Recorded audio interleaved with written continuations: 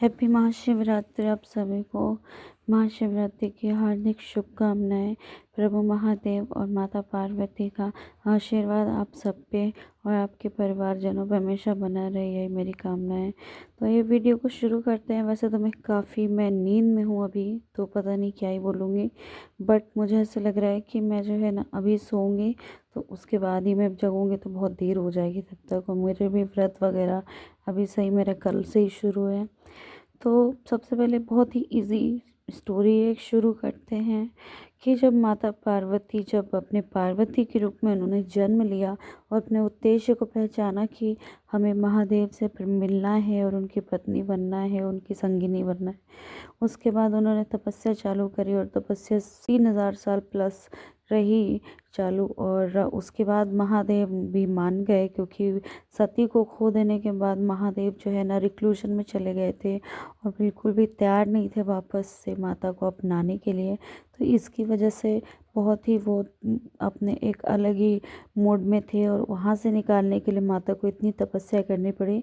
और खैर सब कुछ सही हो जाए और कोई ट्विस्ट ना हो तो फिर कहानी में क्या ही मज़ा आएगा। तो हुआ क्या कि विष्णु भगवान ने और इंद्रदेव, सभी जो देव होते हैं, देवी देवता और जो नारद वगैरह मुनि भी, क्योंकि कोई भी काम बिगड़वाना होता है तो नारद ज़रूर साथ देते हैं। और मतलब कोई भी कहीं पे भी नमक मिर्ची लगानी रहती है तो नारद जी की ज़रूरत ज़रूर पड़ती है।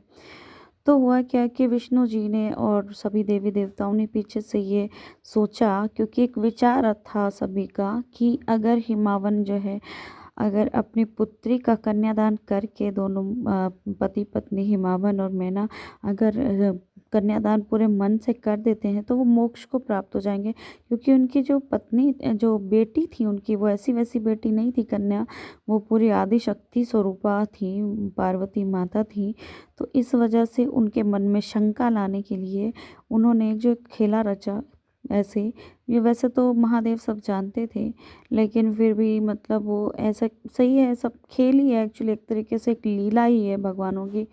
तो उन्होंने पूरे अघोरी रूप में जो है महादेव को तैयार किया।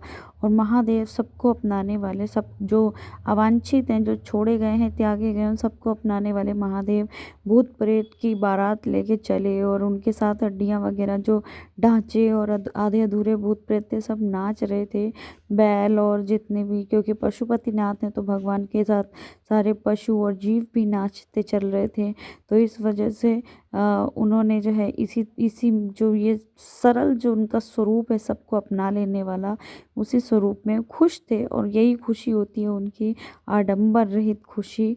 कोई ऐसा सोना चांदी हीरा जवाहरात तो उनकी मुट्ठी में रहते हैं, बट भगवान का आडंबर रहित है और उनके जो ओरिजिनल सरल स्वरूप में हैं उसी स्वरूप में ही हम सब उनको पहचानते हैं, समझते हैं, और ये वही उनकी महिमा है। तो भूत प्रेत सब जब नाच रहे थे और शमशान की राख उड़ा रहे थे, होली की तरह होली के रंग भी उड़ा रहे थे लेकिन राख भी उड़ा रहे थे, तो जब मैना थी, जब उनकी माता जी थी, वो जो है देख के बेहोश हो गई कि पार्वती माता की शादी इनसे होगी।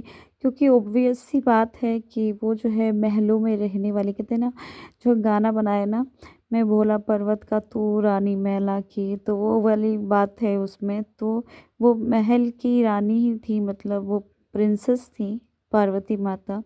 और हिमावन एक तरीके से आप कह सकते हैं कि हिमालय पर्सोनिफाइड एक राज्य था पूरी तरीके से, जो धरती में बहुत ही उच्च श्रेणी का था। और विष्णु जी और देवता लोग ये चाहते थे कि जो तपस्वी जो सृष्टि की अच्छाई के लिए जो वहाँ पे तपस्या कर रहे हैं और बहुत ही जीव जंतु वन वनस्पति वगैरह जो उस पर हिमालय पर आश्रित हैं, तो वो उनका संरक्षण करने के लिए बहुत ज़रूरी था कि जो है हिमावन और उनकी पत्नी जो है कन्यादान माता पार्वती का करके कहीं मोक्ष को प्राप्त हो गए और हिमालय पृथ्वी से चला ही गया। तो फिर सोच ही सकते हैं आप कि कितना इम्बैलेंस हो जाता। हर चीज़ अपनी जगह किसी बैलेंस की वजह से, किसी वजह से है, और आप साइंटिफिकली वेरीफाई कर सकते हो। तो हुआ क्या कि जब मैना वगैरह बेहोश हो गए, उन्होंने मना कर दिया कि नहीं पार्वती, तुम इनके लिए तुमने 3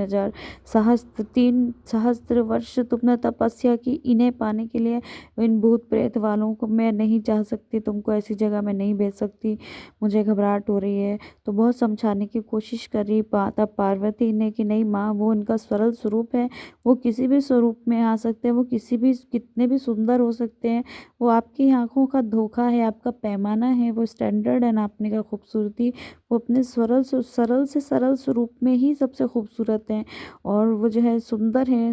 तो लेकिन फिर भी कुछ ना मानने के बाद फिर टेलीपैथिकली यानी कि मन ही मन बात करी दोनों ने, मतलब शिव जी ने और माता पार्वती ने। तो पार्वती माता ने उनको प्रार्थना की कि हे ईश्वर, आप मेरे लिए क्या इतना सा कर सकते हैं कि माता को मनाने के लिए आप एक अपना अच्छा सा, थोड़ा सा नॉर्मल सा एक रूप धारण कर लें। तो पार्वती जी की बात समझते ही, सुनते ही वापस से जो है उनको सुंदर वेश में लाने के लिए जो है, क्योंकि विष्णु जी ने खेल चला था, तो विष्णु जी ही महादेव को सजाते हैं सुंदरेश्वर रूप में। और अभी आप देख रहे हैं जो मैं अभी महादेव को बनाने जा रही हूँ, एक सुंदरेश्वर रूप ही बनाने की कोशिश है मेरी। सुंदरेश्वर महादेव की एक अलग भी कथाएं हैं जो साउथ में चलती हैं।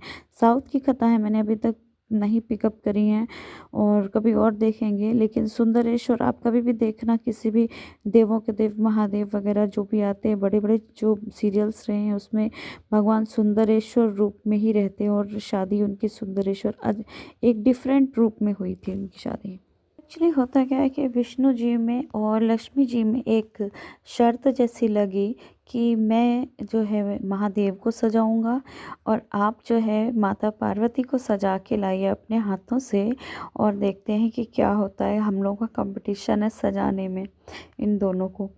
तो विष्णु जी ने सुंदरेश्वर रूप में सजाया महादेव को हर तरीके से अपना बेस्ट करके, और माता पार्वती को लक्ष्मी माता ने सजाया अपना बेस्ट देकर। वो तो सोच ही सकते हैं आपकी कितने खूबसूरत। आप देख सकते हैं मैं एक जयमाल बना रही हूँ, जो कि एक मेरा एक अलग ही आइडिया था कि ऐसा कुछ मैं बनाती हूँ कि रोजेज़ वाला जयमाल हो। तो ये सुंदरेश्वर जो रूप होता है भगवान का, वो एक बहुत ही खूबसूरत, मतलब सबसे सुंदर ईश्वर, क्योंकि महादेव जो है विष्णु भगवान के ईश्वर ही हैं और एक दूसरे को पूजते हैं, क्योंकि एक जो है पालन करता है और एक संहार करता है, तो एक दूसरे पर डिपेंडेंट काम रहता है इनका। तो इस तरीके से आप देख सकते हो सुंदरेश्वर महादेव बनाने के लिए, सॉरी मुझे नींद आ रही है तो मेरे से थोड़ा गड़बड़ हो रही है। तो सुंदरेश्वर महादेव बनाने के लिए मैंने इनको कुछ अपने हिसाब से नया एक डिज़ाइन बना के पहनाया है। एक अंग वस्त्र तो उठाना बहुत ज़रूरी रहता है, और साथ में एक वेस्ट टाइप का कुछ पहना दिया ऊपर मैंने पिंक कलर का, क्योंकि मैंने कहीं देखा हुआ था इस टाइप का कुछ, क्योंकि बॉडी से चिपका हुआ कुछ पहना हुआ है। और फिर उसके बाद जो है धोती वगैरह जो बांधते हैं, पगड़ी जो है ग्रीन कलर की, जूती भी है आप देख सकते हो, वाइट कलर के जूते हैं, ये शूज़ हैं। और फिर उसके बाद थोड़े ऐसे पाजेब वगैरह जो भी है, पता नहीं कड़े वगैरह। और उसके बाद जो मैंने आइट साइड में पगड़ी में बांधा हुआ है, वो एक्चुअली उनका क्या कहते हैं वो, शादी में लड़के नहीं पहनते हैं जो बारात ले जाते वक्त जो चेहरा ढक जाता है, जिसे सेहरा। तो सेहरा के रूप में मैंने 2 लड़ियाँ अटका दी हैं इधर उधर। अभी ये रूप पूरा हुआ नहीं है, बट क्योंकि महाशिवरात्रि का आरंभ हो गया है, तो आप सबको टाइम नहीं मिलेगा और मुझे भी शायद टाइम नहीं मिलेगा, क्योंकि त्योहार के पहले ही रिलीज़ कर देना चाहिए वीडियो, क्योंकि मुझे भी त्योहार हमें भी मनाना रहता है। क्योंकि मैं मंदिर के पास रहती हूँ तो बहुत ज़्यादा म्यूज़िक बजता है, तो फिर वॉइस ओवर भी नहीं कर सकते, इसलिए आधी नींद में हूँ मैं इस वक्त, और दवा खा के मैं सोती हूँ। दवा खाई हुई है और आधी नींद में हूँ, और मैं पता नहीं क्या ही बोल रही हूँ और क्या ही एडिट करके मैं डालूँगी, बट डाल दूँगी। बट आप सभी को बहुत बहुत शुभकामनाएँ आपके परिवार पर, आप पर और आपके सभी शुभचिंतकों पर।